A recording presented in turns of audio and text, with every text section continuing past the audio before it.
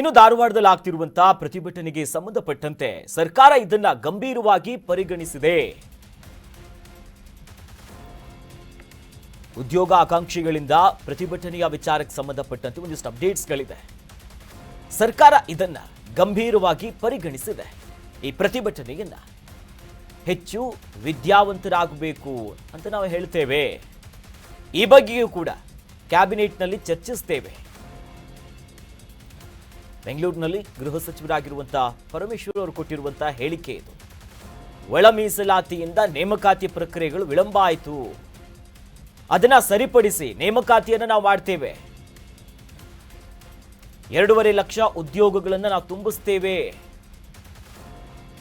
ನಾವು ನಮ್ಮ ಪ್ರಣಾಳಿಕೆಯಲ್ಲಿ ಏನು ಹೇಳಿದ್ದೀವಿ ಅದರಂತೆ ನಡ್ಕೊಂತೀವಿ. ಅದನ್ನ ಹಂತ ಹಂತವಾಗಿ ನಾವು ತುಂಬುತ್ತಾ ಹೋಗ್ತೀವಿ, ಭರ್ತಿ ಮಾಡ್ತೀವಿ.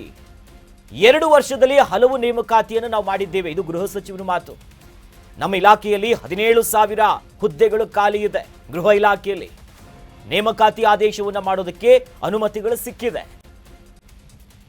ಸದ್ಯ ಅಂತದಕ್ಕೋದು ಹೆಜ್ಜೆಗಳನ್ನು ನಾವು ಇಡ್ತೀವಿ ಅಂತ ಗೃಹ ಸಚಿವರು ಮಾತನಾಡ್ತಾ ಹೇಳ್ತಾರೆ. ನೋಡಿ, ಧಾರವಾಡದಲ್ಲಿ ಸ್ಪರ್ಧಾತ್ಮಕ ಪರೀಕ್ಷೆಗಳಿಗೆ ಸರ್ಕಾರಿ ಹುದ್ದೆಗಳ ಮೇಲೆ ಕನಸುಗಳನ್ನ ಇಟ್ಕೊಂಡು ಓದ್ತಿದ್ದಾರಲ್ಲ, ಅವರ ಆಕ್ರೋಶದ ಕಟ್ಟೆ ಒಡಿತಿದ್ದಂತೆ ಕ್ಯಾಬಿನೆಟ್ನಲ್ಲಿ ಇವತ್ತು ಚರ್ಚೆ ಮಾಡ್ತೀವಿ, ಅದ್ರ ಬಗ್ಗೆ ಹೆಜ್ಜೆಗಳನ್ನ ಇಡ್ತೀವಿ. ಬಟ್ ಈಗ ಸರ್ಕಾರಕ್ಕೆ ತೊಡಕಾಗ್ತಿರೋದೇನು? ಇಂಟರ್ನಲ್ ರಿಸರ್ವೇಷನ್, ಒಳ ಮೀಸಲಾತಿಯಿಂದಾಗಿ ಇದು ವಿಳಂಬ ಆಗ್ತಿರೋದು. ಪ್ರಣಾಳಿಕೆಯಲ್ಲೂ ಕೂಡ ನಾವು ಆಶ್ವಾಸನೆಯನ್ನ ಕೊಟ್ಟಿದ್ದೀವಿ, ಹಂತ ಹಂತವಾಗಿ ಅದನ್ನ ಜಾರಿ ಮಾಡುವಂತ ಕೆಲಸ ಮಾಡ್ತಿದ್ದೀವಿ. ಜೊತೆಯಲ್ಲಿ ಗೃಹ ಇಲಾಖೆಯಲ್ಲಿ 17,000 ಹುದ್ದೆ ಖಾಲಿ ಬಿದ್ದಿದೆ. ಅದಕ್ಕೆ ಸಂಬಂಧಪಟ್ಟಂತೆ ನಾವು ಹೆಜ್ಜೆಯನ್ನ ತೆಗೆದುಕೊಳ್ತೀವಿ.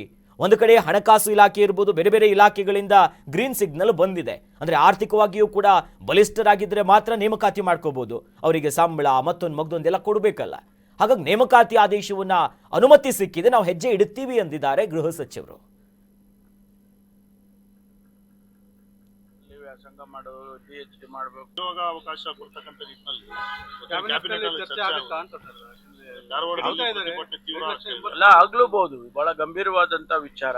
ಯಾಕೆಂದ್ರೆ ಯುವಕರು ನಮಗೆ ನೌಕರಿ ಸಿಕ್ಲಿಲ್ಲ ಅನ್ನೋದು ಬಹಳ ಗಂಭೀರವಾದಂತ ವಿಚಾರ. ಒಂದು ಕಡೆ ಅವರನ್ನ ಹೆಚ್ಚು ವಿದ್ಯಾವಂತರಾಗಬೇಕು, ಯೂನಿವರ್ಸಿಟಿಗಳಲ್ಲಿ ವ್ಯಾಸಂಗ ಮಾಡೋದು, PhD ಮಾಡಬೇಕು, ಅದು ಮಾಡಬೇಕು, ಇದು ಮಾಡಬೇಕು ಅಂತೀವಿ. ಆದ್ರೆ ಅವರಿಗೆ ನೌಕರಿ ಸಿಕ್ಕಿದಾಗ ಸ್ವಾಭಾವಿಕವಾಗಿ ಡಿಸಪಾಯಿಂಟ್ಮೆಂಟ್ ಆಗುತ್ತೆ. ಅದ್ರ ಬಗ್ಗೆನೂ ಚರ್ಚೆ ಮಾಡ್ತೀವಿ. ಯಾಕೆಂದ್ರೆ ಈಗ ಇಂಟರ್ನಲ್ ರಿಸರ್ವೇಷನ್ನಿಂದ ಸ್ವಲ್ಪ ಮಟ್ಟಿಗೆ ನಮ್ಮ ರಿಕ್ರೂಟ್ಮೆಂಟ್ ಪ್ರೋಸೆಸ್ಸು ನಿಧಾನ ಆಗಿದೆ. ಅದನ್ನ ಸರಿಪಡಿಸ್ಕೊಂಡು ಹೇಗೆ ಮಾಡೋದು ಅನ್ನೋದನ್ನು ಕೂಡ ಚರ್ಚೆ ಮಾಡಿ. ಸರ್, ಬಿಜೆಪಿ ಅಧಿಕಾರದಲ್ಲಿದ್ದಾಗ 2 ಲಕ್ಷಕ್ಕಿಂತ ಜಾಬ್ಗಳನ್ನ ಹಾಗೆ ವೇಕೆಂಟ್ ಇಟ್ಕೊಂಡಿದ್ರು ಅನ್ನೋ ಆರೋಪ ಕೂಡ ಇದೆ. ಅದು ಮತ್ತೆ ಕಂಟಿನ್ಯೂ ಆಗ್ತಿದೆಯಾ ನಿಮ್ಮ ಅವಧಿನಲ್ಲಿ? ಅಲ್ಲ, ನಾವು ಏನು ಅದರಲ್ಲೇನು ಮುಚ್ಚುಮರೆ ಇಲ್ಲಲ್ಲ. ನಮ್ಮ ಮ್ಯಾನಿಫೆಸ್ಟೋನಲ್ಲಿ ಹೇಳಿಲ್ವಾ? ನಾವು ಹೇಳಿದ್ದೀವಿ 2.5 ಲಕ್ಷ ಹುದ್ದೆಗಳು ಖಾಲಿ ಇದೆ ಸರ್ಕಾರದಲ್ಲಿ, ಅದನ್ನ ಹಂತ ಹಂತವಾಗಿ ತುಂಬುತ್ತೇವೆ ಅಂತ ನಾವು ಹೇಳಿದ್ವಿ. ಅದನ್ನ ಈಗ ಪ್ರಾರಂಭ ಮಾಡಿದ್ದೀವಿ. ಈಗಾಗಲೇ ಬಹಳಷ್ಟು ಜನನ ರಿಕ್ರೂಟ್ಮೆಂಟ್ ಮಾಡಿಬೇಕು 2.5 ವರ್ಷದಲ್ಲಿ.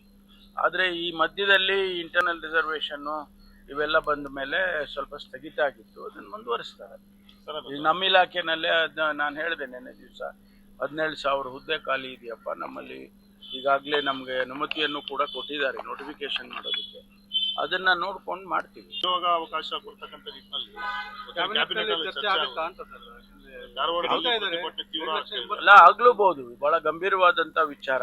ಯಾಕೆಂದ್ರೆ ಯುವಕರು ನಮಗೆ ನೌಕರಿ ಸಿಕ್ಲಿಲ್ಲ